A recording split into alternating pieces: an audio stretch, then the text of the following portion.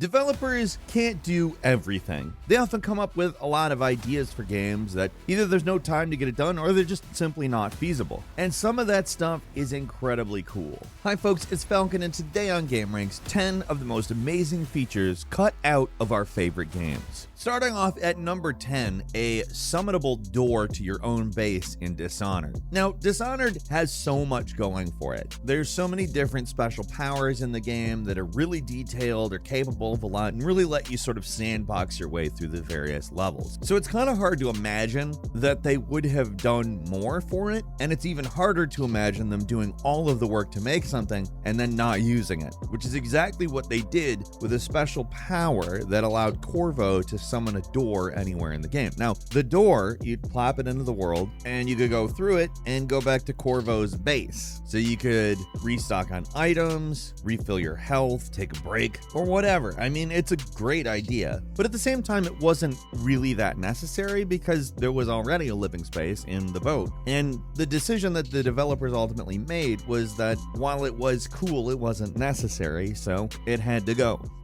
At number 9 is the Battle Gear Buddy from Metal Gear Solid 5, the Phantom Pain. Now, the Phantom Pain is kind of an unfinished product. There was obviously a very troubled production at Konami. The relationship between Hideo Kojima and the company had deteriorated, and it's actually kind of a miracle the game is actually that good. But along with the unfinished ending, there are a couple of really big omissions that any player is going to instantly recognize. They're both missing buddies. Part of the game was all about developing the battle gear, a tank like Metal Gear, which you're able to actually see in a cutscene, but you're not able to really use. You can send it out on away missions, which are kind of battle simulations that play out in menus. So it's not really the coolest use of a Metal Gear, basically. And originally, it was going to be something that you controlled in the same way you controlled the Walker gear, but it was cut really late in development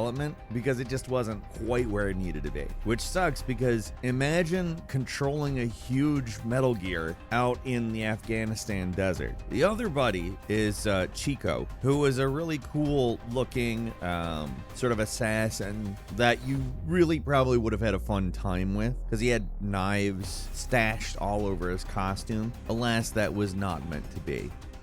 At number 8 is Plague Ada Wong in Resident Evil Village. Now, Village ended up being a much bigger game than Resident Evil 7, and the developers at Capcom went a little crazy with all the ideas. So at one point, Ada Wong was going to play a major part in the story, and that would have been cool because we had just seen her in the Resident Evil 2 remake, and here in Village, she was going to appear in kind of a spooky Plague Doctor disguise, still using her signature bow gun to help Ethan along. Early concept art shows Ada appearing to rescue Ethan from the lords of the village, which goes down really, really differently than that in the final game. And ultimately, it makes sense why Ada was cut, because Chris Redfield kind of already fills that role, and that connects us to the main cast of the series, so adding Ada might feel a little strange without Leon Kennedy. That's not to say it's impossible Ada will never appear in any DLC though, so that might be worth holding on hope for. And number 7 is going to the moon in Dragon's Dogma. Like, this goes back to the earliest design documents for the game, which obviously is a fairly unusual spin on the action fantasy RPG genre. And the world was going to be much bigger. It was actually so big that a single planet wasn't enough. You'd actually be able to go to the moon.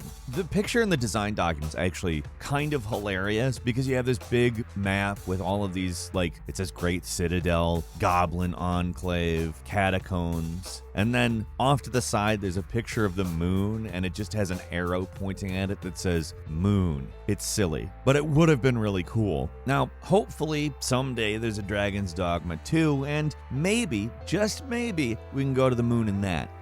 And number 6 was Arthur Morgan in New Austin in Red Dead Redemption 2. An entire section of RDR2 was planned and scrapped that took place in a very familiar location. This was something that was found in the files post-release, and they actually found sound files for New Austin quests that had Arthur Morgan in them. I like to keep a low profile. So we all know that's impossible, right? There are quests available in the New Austin area, which unlocks after you've completed the main story, but Arthur Morgan could never go there. Like, was he originally allowed to explore the entire map before the end? Maybe they considered keeping him alive? I don't know. Or maybe they voiced these few quest lines to keep rumor mongers off Rockstar's back before the big twist at the end. Whatever the case, who wouldn't like taking a stroll through the Old West with our pal Arthur? At number 5, way back when Perfect Dark was created, there was a plan to make it so you could actually put your own face in the game. Now, Perfect Dark and GoldenEye 64 and all those games were created in an era where there were a lot of really goofy sort of bonuses / cheats like Big Head mode in almost every game. Rare was particularly notorious for throwing in these silly bonuses / cheats that messed with character proportions. But originally there was going to be an even more in-depth and in its own way totally weird addition to Perfect Dark called Perfect Head mode, which sounds questionable, but it was really just allowing you to put your face into the game using the Game Boy camera, and then it would map it onto a character in the game. And the reason this was so silly is because bad guys in this game generally looked kind of silly. They weren't particularly high polygon models or anything, and sometimes had a really uncanny look to them. And I don't really know why they didn't do this, because it's right up Rare's alley. But if they had, I have to imagine that they would not have used the name Perfect Head mode.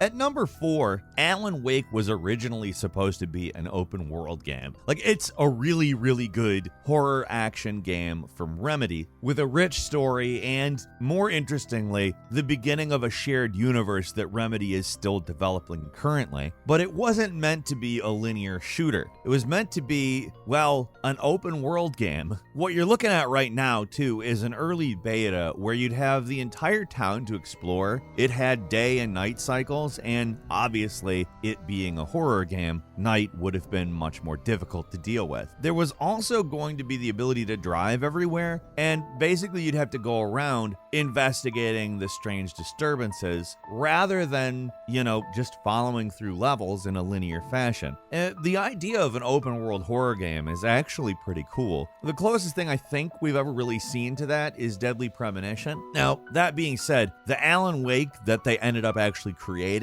is a fantastic game, and it's very possible that they cut this idea for a reason, whether it be budget or whether they just thought the game would be better served as a linear shooter. Obviously, we talk about how great Alan Wake was on a fairly regular basis, especially when we start talking about new games from Remedy that are connected to it, which has me wondering a lot about what we're going to see in Alan Wake 2.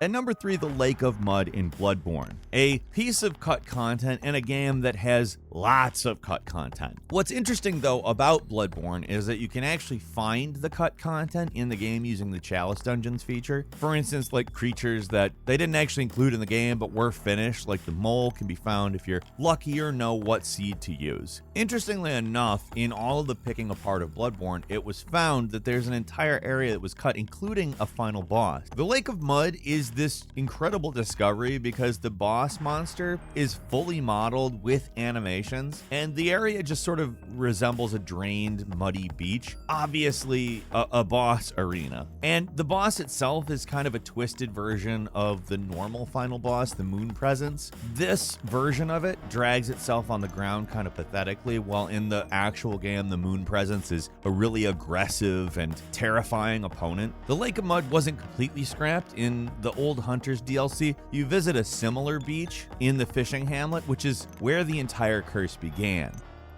And number 2 is the British campaign in Call of Duty World at War. So Call of Duty does World War II pretty good, so the prospect of more adventures in that time era in World at War is tantalizing. This is the game that really put Treyarch on the COD radar, and they gave you 2 campaigns. They split the story between the Pacific Islands as the Americans and the Chile Ruins as the Russians. There was, however, a 3rd campaign planned that got pretty far along in development. There were 3 British missions set in Holland, most likely during the failed Operation Market Garden, where British and American paratroopers dropped into Holland in an attempt to catch the Germans by surprise. Much like the famed and failed mission by the Allies, the Holland missions just didn't succeed. The most we have really is remnants of their design in screenshots.